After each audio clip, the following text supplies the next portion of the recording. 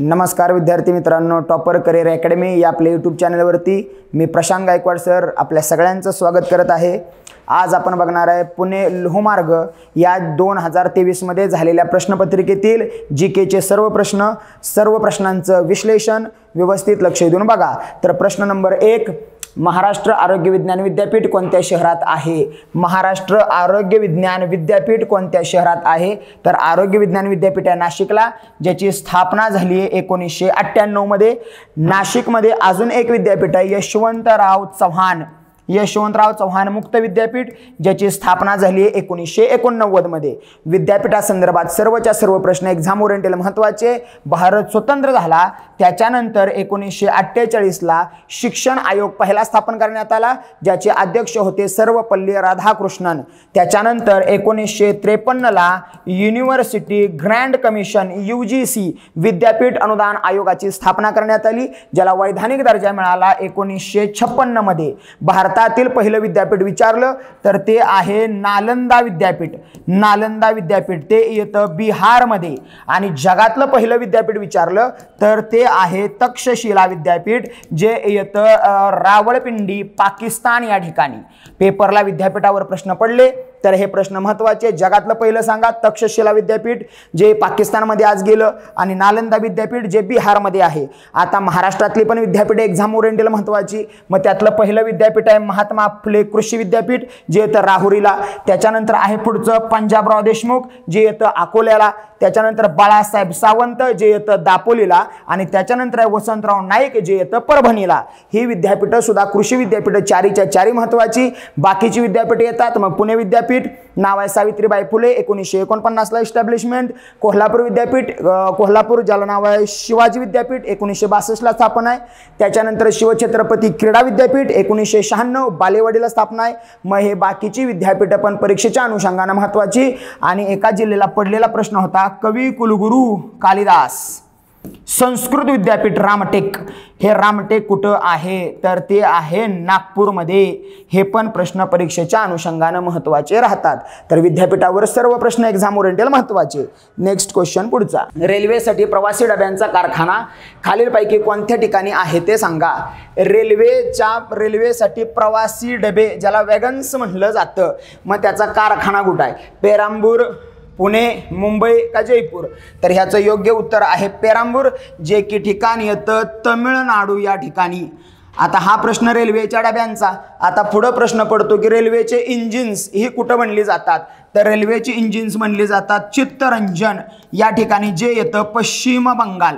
चित्तरंजन कुठं आहे? तर पश्चिम बंगालमध्ये आहे। इथं काय बनलं जातं तर रेल्वेचे इंजिन्स। आणि रेल्वेचं प्रवासी डबं तर ते बनतात पेरांबूरला, जे आहे तमिळनाडूमध्ये। आता रेल्वे संदर्भात बाकीचे प्रश्न, पुढे एक प्रश्न रेल्वे रिलेटेड अजून आलाय, त्या ठिकाणी आपण सविस्तर बघू। नेक्स्ट क्वेश्चन, भारतीय रिझर्व्ह बँकेची स्थापना कोणत्या साली झाली? रिझर्व्ह बँकेला प्रश्न सोडत नाही, त्याच्यामुळे रिझर्व्ह बँक चांगली माहित असणं गरजेचं।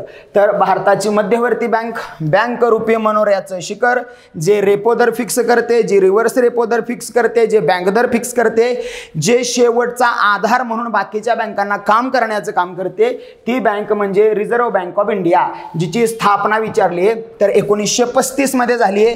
1 एप्रिल 1935 ला समिती होती हिल्टन यंग समितीची शिफारस आणि RBIची स्थापना, जिचं नॅशनलायझेशन झालं 1 जानेवारी 1949। जिचं मुख्यालय विचारलं तर ते आहे मुंबईला।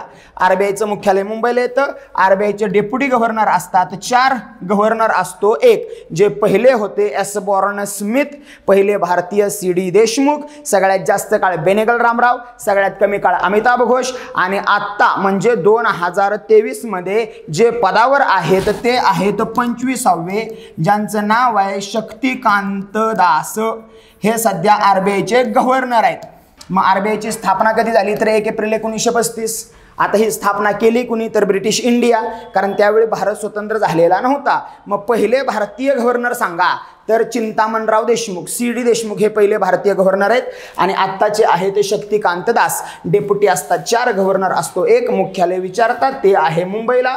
एका परीक्षेला प्रश्न होता की रेपो दर कोण जाहीर करतं सांगा, तर रेपो दर फिक्स करते बँक, रिझर्व्ह रिव्हर्स रेपो दर पण रिझर्व्ह बँकच, बँक दर पण रिझर्व्ह बँकच जाहीर करते, पत नियंत्रण करते, पत निर्मिती करते आणि भारतातल्या बाकीच्या बँकांचं कंट्रोल करण्याचं काम किंवा बँक रुपी मनोऱ्याचं शिखर म्हणून काम करण्याचं काम ते कोण करतं तर रिझर्व्ह करते, RBI. आता इथं बँक शब्द आलाय तर बाकीच्या सगळ्या बँका समजून घेणं जास्त महत्त्वाचं. मग त्याच्यातली पहिली बँक कधीची येते तर 1894 PNB पंजाब नॅशनल बँक. त्याच्यानंतर 1921 ची इम्पिरियल बँक. त्याच्यानंतर 1935 ची आत्ता बघितली आपण RBI reserve bank of India. 1935 चीच महाराष्ट्र बँक जिचं मुख्यालय येतं पुण्याला. त्याच्यानंतर 1955 ची ICICI बँक. 1955 चीच सगळ्यात महत्त्वाची जी भारतातली सगळ्यात मोठी बिझनेस बँक आहे स्टेट बँक ऑफ इंडिया म्हणजे SBI. त्याच्यानंतर 1964 ची IDBI industrial development bank of India. Bank सगळ्यात जास्त औद्योगिक क्षेत्राला कर्ज पुरवठा करणारी संस्था सांगा. तर इथं प्रश्न आहे तो IDBI industrial development bank of India. याच्यानंतर पुढची महत्त्वाची बँक कोणती तर RRB प्रादेशिक ग्रामीण बँक जिची स्थापना 1975 आहे. त्याच्यानंतर 1982 नाबार्ड बँक. 1982 लाच आहे एक्झिम बँक ज्याला आयात निर्यात बँक म्हणतात. त्याच्यानंतर 1988 ला बँक बनली NHB नॅशनल हाऊसिंग बँक. आणि त्याच्यानंतर 2013 ला बँक बनलेली महिला बँक जी 2016 मध्ये RBI या 2016 मध्ये या महिला बँकेला विलीन करून टाकलं RBIनं कुणाच्या तर SBI बँकेमध्ये. कारण बँक व्यवस्थित काम करत नव्हती, सगळ्या महिलाच कामाला. 2013 ची बँक 2016 ला विलीन झाली. या सगळ्या बँका एक्झाम ओरिएंटेड महत्त्वाच्या. आता इथं अजून प्रश्न काय आहे तर इंदिरा गांधींनी 1969 ला 19 एप्रिल 1969 किती बँका विलीन केल्या तर पहिल्यांदा होत्या 14 बँका ज्यांचं राष्ट्रीयकरण ज्याला आपण म्हणतो नॅशनलायझेशन. आणि त्याच्यानंतर 1980 ला इंदिरा गांधींनीच किती बँका नॅशनलाइज्ड बनवल्या तर त्या बनवल्या 6. मग ह्या बँका रिलेटेड हे बाकीचे सगळेच्या सगळे प्रश्न परीक्षेच्या अनुषंगाने महत्त्वाचे राहतात. तर मूळ प्रश्न होता भारतीय रिझर्व्ह बँकेची स्थापना तर 1 एप्रिल 1935 आणि पहिले गव्हर्नर तर एसबॉर्न स्मिथ, पहिले भारतीय तर CD देशमुख. चला नेक्स्ट क्वेश्चन. पुढील पैकी कोणता दिवस पंचायत राज दिन म्हणून साजरा केला जातो. आता पंचायत राज म्हणलं की स्वप्न होतं महात्मा गांधीजींचं. नाव दिलं पंडित जवाहरलाल नेहरू यांनी. भारतात पंचायत राज कधी सुरू झालं 2 ऑक्टोबर 1959 राजस्थान मधला नागौर जिल्हा या ठिकाणी पंचायत राज सुरू झालं. महाराष्ट्रात कधी आलं तर 1 मे 1962 ला. महाराष्ट्र पंचायत राज सुरू करणारं कितवं राज्य तर ते 9वं राज्य. आणि पहिलं राज्य कोणतं तर राजस्थान. आता मूळ प्रश्न होता की पुढील पैकी कोणता दिवस पंचायत राज दिन म्हणून साजरा केला जातो तर ह्याच्यात ऑप्शन आहे 24 एप्रिल. 24 एप्रिल आहे पंचायत राज दिवस. आता 24 एप्रिलच का तर पंचायत राजला वैधानिक दर्जा मिळावा म्हणून घटना दुरुस्ती करण्यात आलेली 73वी आणि 74वी. या घटना दुरुस्त्या कधीच्या तर 1992च्या. आता या घटना दुरुस्ती 1992ची जरी असली तरी ही अखंड हिंदुस्थानसाठी लागू कधी झाली आहे तर 24 एप्रिल 1993. 24 एप्रिलला लागू झाली. त्याच्यामुळे पंचायत राज दिवस कधी काउंट केला जातो तर 24 एप्रिलला काउंट केला जातो. मग पंचायत राज स्वप्न तर महात्मा गांधी. नाव दिलं तर पंडित जवाहरलाल नेहरू. पंचायत राज अख्ख्या भारताला कोणत्या समितीच्या शिफारशीनुसार लागू झालं तर तो पण महत्त्वाचा प्रश्न राहतो. तर 1957 ची समिती बलवंतराय मेहता. या बलवंतराय मेहताने 3 स्तर सुचवले जे अख्ख्या भारताने त्याचा स्वीकार केला म्हणजे बहुतांश भागात. महाराष्ट्राने जो स्वीकार केला तो 1960 ला समिती होती वसंतराव नाईक. पुढची समिती आली 1966 ला तकतमल जैन. त्याच्यानंतर 1970 ला होती लना बोंगिरवार. 1977 ला होती अशोक मेहता. 1980 ला होती PB पाटील. 1984 ला होती 1980 ला बाबुराव काळे होती. आणि 1984 ला होती PB पाटील ज्या PB पाटीलने 1986 ला स्वतःचा रिपोर्ट दिलेला आहे. त्याच्यानंतर 1997 ला होती महत्वाची समिती जिनं ग्रामपंचायतीला आर्थिक अधिकार दिलं तिचं नाव होतं भूषण गगराणी प्लॅन. आणि त्याच्यानंतर 2017ला जी समिती आली ती होती सरपंच लोकांमधून निवडून द्या म्हणणारी सुधीर ठाकरे समिती. म्हणजे पंचायत राज रिलेटेड या समित्या पण माहीत असल्या पाहिजेत. आणि मूळ प्रश्न होता पंचायत राज दिवसाचा, तर तो होती 24 एप्रिल तारीख. Next question, riddles in Hinduism किंवा रिडल्स इन हिंदुस्तान हे पुस्तक कोणी लिहिलेले आहे? तर हे पुस्तक आहे बाबासाहेब आंबेडकरांचे. आता बाबासाहेब आंबेडकरांची विशेष पुस्तकं खूप गाजलीत. Waiting for visa, riddles in Hinduism, caste in India, untouchable, Gandhi Ranade and Jinnah, आणि सगळ्यात महत्त्वाचं जे महात्मा ज्योतिराव फुलेंना अर्पित केलं ते पुस्तक पण परीक्षेने विचारलेलं, हू वेअर शुद्राज हे पुस्तक कुणाचं आहे? तर ते पण आहे बाबासाहेब आंबेडकरांचं. आंबेडकरांचं जर एक्झाम ओरिएंटेल बघायचं म्हणलं तर अगदी जन्मापासनं म्हणजे 1891 महू मध्य प्रदेश हितनं त्यांचं कार्य सुरू होतंय, ते एंड आहे 1956चा 6 डिसेंबर. मग आंबेडकर रिलेटेड सगळंच्या सगळं महत्त्वाचं आहे. समाज सुधारकांच्या पॉईंटमध्ये आंबेडकर सविस्तर बघूया. मग इथं प्रश्न होता रिडल्स इन हिंदुस्तान, तर बाबासाहेब आंबेडकरांचं ते पुस्तक आहे. ग्रामगीता लिहिणारे राष्ट्रसंत तुकडोजी महाराज यांचे संपूर्ण नाव काय? राष्ट्रसंत उपाधी डॉक्टर राजेंद्र प्रसाद. राष्ट्रसंत ग्रामगीता हा ग्रंथ पण परीक्षेला विचारला जातो. हा ग्रामगीता कोणाचा आहे? तर तुकडोजी महाराजांचा आहे. राजेंद्र प्रसादांनी हा राष्ट्रसंत हा खिताब दिला होता. अमरावती यावली या ठिकाणी त्यांचा जन्म झालाय. आणि मोझरी हे पण अमरावतीच या ठिकाणी त्यांची आहे समाधी. हा पण प्रश्न पेपरला विचारला जातो. तर ग्रामगीता लिहिणारे राष्ट्रसंत तुकडोजी महाराज यांचे पूर्ण नाव काय? माणिक बंडोजी इंगळे. काय ठिकाणी माणिक बंडोजी ठाकूर सुद्धा म्हणलेलं आहे, पण योग्य उत्तर दिले माणिक बंडोजी इंगळे. तर संतांची नावं एक्झाम ओरिएंटेल महत्वाची, सगळीच्या सगळी पाठ करून ठेवा. नेक्स्ट क्वेश्चन, ऑलिव्ह रिडले कासव प्रजाती संवर्धनासाठी ओळखले जाणारे सागरी गाव कोणते? असंच असेल. हा, सागरी गाव कोणते? तर ते गाव आहे वेळास. या प्रश्नाचा आन्सर आहे ते सागरी गाव कोणतं? तर ते वेळास. नेक्स्ट क्वेश्चन, रेगुर मृदा ही खालीलपैकी कोणत्या प्रदेशात मोठ्या प्रमाणात आढळून येते? तर ऑप्शन आहेत कोकण प्रदेश, डोंगराळ प्रदेश, वाळूचा प्रदेश आणि दक्खनचा प्रदेश. तर रेगुर मृदा म्हणजेच कापसाची काळी मृदा. कापसाची काळी मृदा जिला म्हणलं जातं. मग रेगुर मृदा कशी? तर अग्निजन्य खडक, अग्निजन्य खडक जो आहे बेसॉल्ट, या बेसॉल्ट खडकापासून बनलेली मृदा ती आहे रेगुर मृदा. मग रेगुर मृदा काळ्या रंगाची असते. आणि मग काळा रंग काय येतो हा पण प्रश्न आहे. तर टिटॅनिफेरस, टिटॅनिफेरस मॅग्नाटाइट किंवा ह्युमस, ह्युमस म्हणा किंवा टिटॅनिफेरस मॅग्नेटाइट म्हणा, दोन्हीपैकी जो ऑप्शन आहे तो. टिटॅनिफेरस मॅग्नेटाइट किंवा ह्युमस याचं प्रमाण जास्त असल्यामुळं रेगुर मृदेला काळा रंग प्राप्त होतो. ही मृदा आढळते कुठं? कोकणात तर नाही, कोकणात जांभी मृदा बघायला मिळते. डोंगराळ प्रदेशात भरडयुक्त मृदा बघायला मिळते. वाळूच्या प्रदेशात नाही. मग राहिला दख्खनचं पठार. मग या दख्खनच्या पठारात जी मृदा मिळते ती मृदा आहे रेगुर मृदा. कापसाची काळी मृदा. काळा रंग का? तर टिटॅनिफेरस मॅग्नेटाइट किंवा ह्युमसचं प्रमाण जास्त. मग आता हा पण प्रश्न, ही मृदा बनली कशी? तर बेसॉल्ट खडक हा अग्निजन्य खडक आहे, त्याच्यामुळे त्या खडकापासून जी मृदा बनली आहे ती मृदा आहे रेगुर मृदा. नेक्स्ट क्वेश्चन, भारतातील पहिली रेल्वे दिनांक 16/4/1853 रोजी कुठून कुठे धावली? हा पण प्रश्न महत्वाचा. लॉर्ड डलहौसी, या लॉर्ड डलहौसीच्या काळात 1848 to 1856 या दरम्यान डलहौसी भारतात होता. सगळ्यात तरुण गव्हर्नर जनरल होता. खालसा धोरण होतं, वादग्रस्त होता. भारताच्या आधुनिकीकरणाचा जनक पण हा डलहौसीच आहे. मग याच्याच काळात पहिली रेल्वे पळालेली आहे. तारीख तर प्रश्नानं दिलेच 1853. मग कुठून कुठं? तर बोरी बंदर ते ठाणे. एकूण 34 किलोमीटर पळालेली. एकूण 14 डबे होते. एकूण 400 पॅसेंजर्स होते त्याच्यात.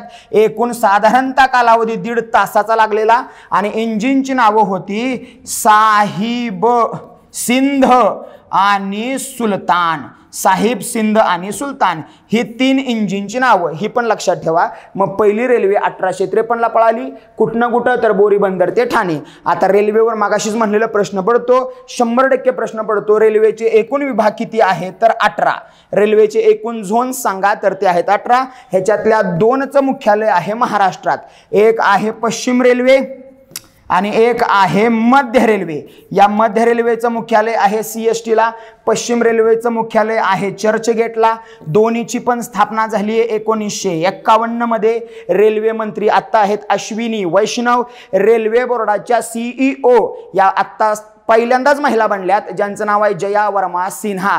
ज्या रेल्वे बोर्डाची स्थापना कधी झाली हा सुद्धा प्रश्न पडेल. तर रेल्वे बोर्डाची स्थापना आहे 1905 मध्ये. 1925 ला पहिली विजेवरची रेल्वे पळाली आहे आणि 1853 ला पहिली रेल्वे सुरू झाली, ज्याची तारीख प्रश्नाने दिली 16/4/1853. रेल्वेवर प्रश्न कुठून कुठे तर बोरी बंदर ते ठाणे या ठिकाणी पहिली रेल्वे पळालेली आहे. मग हा होता रेल्वेवरचा प्रश्न. नेक्स्ट क्वेश्चन, सतीबंदीचा कायदा 1829 ला कोणत्या गव्हर्नर जनरलने संमत केला? एकदम सोपा प्रश्न होता, बऱ्यापैकी पोरांचा पाठ असतो. सतीबंदीचा कायदा 1829 कोणत्या गव्हर्नर जनरलने पास केला? 1828 to 1833. आता अपवादात्मक ठिकाणी काय ठिकाणी मला सुद्धा वाचायला मिळाले की 1835 सुद्धा आहे. 1828 to 1835 किंवा 1828 to 1833 हा काळ होता. कुणाचा काळ होता तर William Bentinck, Robert Clive, Lord Curzon का स्पीड कर्जन? तर लॉर्ड विल्यम बेंटिंग. या बेंटिंगनं सती प्रथा कायद्यान्वये बंद केल्या. आणि मग या बंद करण्यासाठी महत्त्वाचं काम कुणी केलं तर राजा राममोहन रॉय यांनी पाठपुरावा केला. त्याच्यामुळं सती प्रथा कायद्यान्वये बंद झाल्या. त्या बंद कधी झाल्या तर 1829 ला बंद झाल्या. आणि 1829 लाच नरबळी प्रथा बंदी करणारा कायदा आला. तो पण कधीचा तर 1829चाच. त्याच्यानंतर पुढे गेल्यावर जो प्ले कमिशनर रँडची हत्या झाली तो होता साथीच्या रोगाचा कायदा. तो पण परीक्षेला पडतो कारण हे कायद्यावरचे सगळे प्रश्न आहेत. मग तो कधीचा तर 1897चा. काय तर साथीच्या रोगाचा कायदा. इथं प्रश्न काय होता, सती प्रथा बंद. तर त्या कुणी केल्या तर लॉर्ड विल्यम बेंटिंगनं केल्या. कुणी सहाय्य केलं? राजा राममोहन रॉयने सहाय्य केलं. आणि कधी तर हे प्रश्नानं दिलेलं आहे. एक्झाम ओरिएंटेल महत्वाचं आहे हे. याचं उत्तर आहे विल्यम बेंटिंग. पडलेला प्रश्न होता पुणे लोहमार्गला. नेक्स्ट क्वेश्चन, माननीय पंतप्रधान भारत सरकार यांनी 10/2/2023 रोजी मुंबई ते सोलापूर या नव्या कोणते रेल्वेचे उद्घाटन केले? तर वंदे भारत या रेल्वेचं पंतप्रधानांनी उद्घाटन केले मुंबई ते सोलापूर या दरम्यान. नेक्स्ट क्वेश्चन, सध्या विद्यमान मुंबई शहर पोलीस आयुक्त हे कोणाचे सध्या कोण आहे त्या ठिकाणी? तर रजनीश शेठ, संजय पांडे, विवेक फणसाळकर. सगळ्यांना पाठ असेल विवेक फणसाळकर हे आहेत सध्या मुंबई पोलीस आयुक्त. नेक्स्ट क्वेश्चन, महाराष्ट्र पोलीस दलातील दहशतवाद व इतर घातपात विरोधी तयार करण्यात आलेल्या विशेष पथकाचे नाव काय? हा पण हातचाच प्रश्न होता. ह्याचं पण उत्तर आहे force 1. Next question, 97व्या Akhil Bharatiya Marathi साहित्य संमेलनाचे अध्यक्ष कोण? भालचंद्र नेमाडे, रवींद्र शोभणे. 97वं अखिल भारतीय मराठी साहित्य संमेलन अमळनेर. हे अमळनेर कुठे येतं? जळगाव या ठिकाणी. आणि हे 97वं अखिल भारतीय साहित्य संमेलन ज्याचे अध्यक्ष कोणाला निवडण्यात आले तर रवींद्र शोभणे यांना. अखिल भारतीय मराठी साहित्य संमेलन 1878 ला पहिल्यांदा सुरू झाले पुण्याला, ज्याचे पहिले अध्यक्ष होते न्यायमूर्ती महादेव गोविंद रानडे. तर न्यायमूर्ती महादेव गोविंद रानडे हे अध्यक्ष होते. 1878 ला पुणे या ठिकाणी भरलं. 96, 95, 94 आणि पुढचं आता जे 97 आहे सगळी माहीत असणं गरजेचं. तर 97 परीक्षेला पडले तर ते आहे कुठं भरलेलं? अमळनेरला. अमळनेर कुठं? जळगावला. आणि अध्यक्ष कोण तर रवींद्र शोभणे. नेक्स्ट क्वेश्चन, श्री रुद्राक्ष पाटील हा खेळाडू कोणत्या खेळाशी संबंधित आहे? आता 10 मीटर एअर पिस्टलमध्ये यानं गोल्ड घेतलेलं, त्याच्यामुळे इथं सरळ पहिलाच ऑप्शन आहे air rifle shooting. Next question, केंद्रीय रेल्वे मंत्री भारत सरकार, मगाशीच आता रेल्वे मंत्र्याचा प्रश्न बघितला आपण. बघा काय म्हणलेलं, अश्विनी वैष्णव हे सध्याचे केंद्रीय रेल्वे मंत्री आहेत आणि रेल्वे बोर्डाची पहिल्यांदाच महिला बनली आहे CEO, जिचं नाव आहे जया वर्मा सिन्हा. प्रश्न बनेल की रेल्वे बोर्डाची पहिली महिला सदस्य सांगा, तर ती अगोदर होती विजयालक्ष्मी विश्वनाथ. मग हा पण प्रश्न आहे अश्विनी वैष्णवचा, तर केंद्रीय रेल्वे मंत्री या पदावर सध्या ते आहेत. नेक्स्ट क्वेश्चन, केंद्र सरकारने 23 जानेवारी हा दिवस नेताजी सुभाषचंद्र बोस यांच्या सन्मानात काय म्हणून साजरा केला, तर पराक्रम दिवस. का, तर 23 जानेवारी 1897 या दिवशी त्यांचा जन्म आहे. आता इथं सुभाषचंद्र बोसांसंदर्भात महत्त्वाचं 1938 येतं हरिपूर काँग्रेस. या हरिपूर काँग्रेसचे ते अध्यक्ष बनलेले. गांधीजींचे एकेकाळचे समर्थक पट्टाभी सीतारामय्या त्यांचा पराभव केला, पण काँग्रेसनं पुढे गेल्यावर विरोध केलेला. त्याच्यामुळे 1939ला त्यांनी वेगळा पक्ष काढला ज्याचं नाव होतं फॉरवर्ड ब्लॉक. आणि त्याच्यानंतर मात्र ते जपानला गेले आणि 1943 मध्ये हंगामी सरकारची स्थापना केली. तुम मुझे खून दो मैं तुम्हें आझादी दूंगा. 1943चं हंगामी सरकार कुणाचं, तर सुभाषचंद्र बोसांचं. आणि 1945 मध्ये सांगितलं की तैवान हे तैपैमध्ये येतं किंवा तैपै हे विमानतळ आहे, तैपै, आणि हे येतं तैवानमध्ये. मग त्या विमानतळावर सुभाषचंद्र बोसांचं विमान क्रॅश झालं, तिथं त्यांची डेथ झाली असं म्हणण्यात येतं. शहनवाज समिती आणि घोसला समिती या समित्या निवडण्यात आल्या. रिपोर्टमध्ये सांगण्यात आलेलं या दिवशी विमान क्रॅश झालेलं नाही. मग ह्यांच्या मृत्यूचं गुढ हे उखललं गेलं नाही. त्याच्यामुळं सुभाषचंद्र बोसांना जो भारतरत्न डिक्लेअर झाला तो त्यांच्या घरच्यांनी स्वीकारलेला नव्हता. मग प्रश्न काय पडला, तर सुभाषचंद्र बोस यांच्या सन्मानार्थ 23 जानेवारी हा काय दिवस, तर तो आहे पराक्रम दिवस. नेक्स्ट क्वेश्चन, भारताच्या राज्यसभा या सभागृहाचे सध्याचे अध्यक्ष कोण? राज्यसभेचा अध्यक्ष बाय डिफॉल्ट कोण असतोय, तर उपराष्ट्रपती असतोय. मग आता उपराष्ट्रपती पदावर कोण आहेत, तर जगदीप धनखड हे सध्या उपराष्ट्रपती पदावर आहेत. ते कितवे आहेत, 14वे. राज्य कोणतं सांगा, राजस्थान या राज्याचे. राज्यपाल कुठले होते, तर होते पश्चिम बंगालचे. हरवलं कुणाला, तर मार्गारेट अल्वा. या मार्गारेट अल्वाचा पराभव केला आणि सध्या बनलेत राज्यसभेचे पदसिद्ध अध्यक्ष. मग राज्यसभेचा अध्यक्ष म्हणजेच कोण आहे, तर उपराष्ट्रपती आहे. मग ऑप्शनमध्ये बघा, पहिलाच ऑप्शन आहे जगदीप धनखडचा.